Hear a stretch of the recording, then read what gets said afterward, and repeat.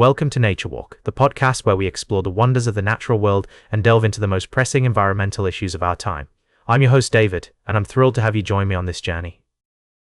Today, we're going to talk about a trend that's been gaining popularity in Asia, particularly in countries like Thailand, China, and Japan. It's the rise of exotic animal cafes, where people can pay to play, feed, and take selfies with animals like capybaras, otters, and even sloths. While it may seem like a fun and unique experience, there's a darker side to this trend that we need to explore. As we've been learning more about these animal cafes, it's become clear that many of the animals are being sourced from the wild, often through illegal means. The international trade in capybaras, for example, is not regulated by the Convention on International Trade in Endangered Species of Wild Fauna and Flora, or CITES.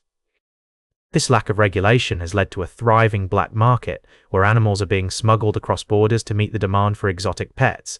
But it's not just the animals themselves that are at risk. The pet trade is also driving the destruction of habitats and ecosystems, as wild animals are captured and removed from their natural environments.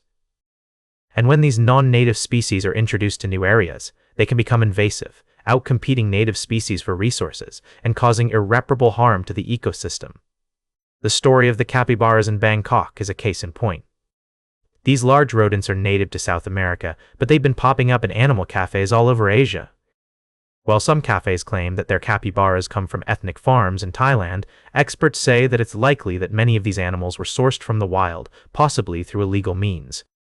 The impact of pet cafes on the illegal wildlife trade is a complex issue, and it's not just limited to the animals moving through a venue's doors. By creating a demand for exotic pets, these cafes may be stimulating a black market that's difficult to track and regulate. As we continue to explore this story, we'll be talking to experts in the field, from wildlife conservationists to animal behaviorists. We'll examine the complexities of the pet trade and the impact it's having on ecosystems around the world. And we'll look at what's being done to combat the illegal wildlife trade and protect these amazing animals. We'll be right back with more fascinating stories from the natural world on Nature Walk. Welcome back to Nature Walk. We're diving into the world of environmental news and updates from around the globe. Today, we're focusing on the outcomes of COP30, the latest conference on climate change, and what it means for indigenous communities and the planet. COP30 concluded with some major commitments, including recognizing 160 million hectares of indigenous and community lands by 2030. This is a significant step forward in acknowledging the rights of indigenous peoples to their traditional territories. However, many leaders are cautioning that only time will tell if these pledges will be implemented effectively and equitably. One of the notable absentees from the final text of the summit was any mention of critical minerals, used in renewable energy technologies, but whose extraction disproportionately affects indigenous peoples and local communities.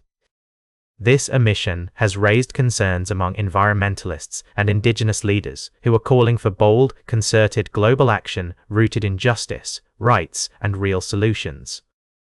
Despite these setbacks, there were some positive developments, including increased recognition of the importance of indigenous knowledge and participation in climate decision-making.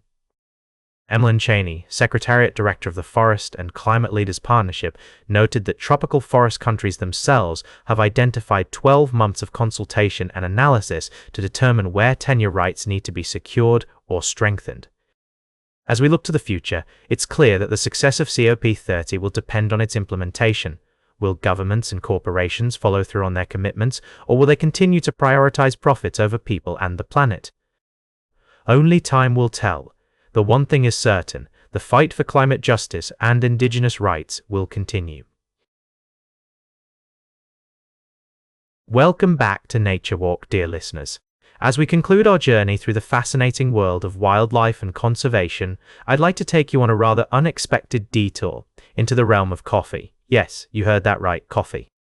Specifically, a type of coffee known as kopi luwak, or civet coffee, which has gained a certain notoriety for its unique production process. For those who may be unfamiliar, civet coffee is made from coffee beans that have been digested and excreted by the Asian palm civet, a small mammal native to the tropical forests of Indonesia. The beans are then collected, processed, and sold as one of the world's most expensive types of coffee. But, as we'll explore today, this luxurious beverage comes with a steep price, one that's paid by the very animals responsible for its production. As we delve into the story of civet coffee, it becomes clear that the demand for this exotic brew has led to widespread exploitation and cruelty towards the Asian palm civet. The animals are often force-fed coffee beans, kept in small cages, and subjected to inhumane treatment, all in the name of producing a unique and highly sought-after flavor. But there is hope on the horizon. Researchers have been working tirelessly to replicate the unique chemical composition of civet coffee using bioreactors, eliminating the need for animal involvement altogether. A recent study published in Nature has made significant progress in understanding the biomolecular profile of civet coffee, identifying key compounds responsible for its distinctive flavor and aroma. As we learn more about the science behind civet coffee, it becomes clear that our desire for luxury goods can have far-reaching consequences, not just for the animals involved, but also for the ecosystems they inhabit. By supporting sustainable and humane alternatives, we can help protect the ecological integrity of these systems and subvert the smuggling networks that profit from animal trafficking. So, what can we take away from this story? Perhaps it's a reminder that even in our daily choices, whether it's the coffee we drink or the products we buy, we have the power to shape the world around us. By making informed decisions and supporting sustainable practices, we can help create a more compassionate and environmentally conscious world. That's all for today's Nature Walk. Remember to like, share, and subscribe, and until next time, keep exploring your natural world.